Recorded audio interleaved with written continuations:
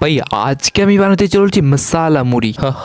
তো প্রথমেই আমি নিয়ে নেব এমন একটা শশা যার প্রেমে হাবুডুবু খাচ্ছে প্রায় কয়েকশো মেয়ের ভালোবাসা।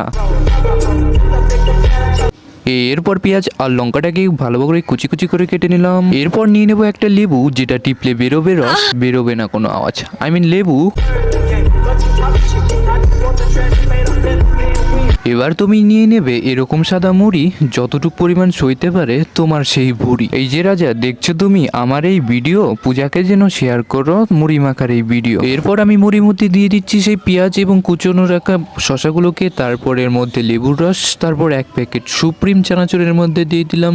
এরপর এটাকে ভালো করে মিক্স করে নিলাম। তারপর এটার মধ্যে মাস্টার্ড অয়েল, তেল দিলেই বুঝতে পারবে মুড়ির সেই স্বাদ, না হলেই সব জলে যাবে মুড়ি মাখার যত কাজ।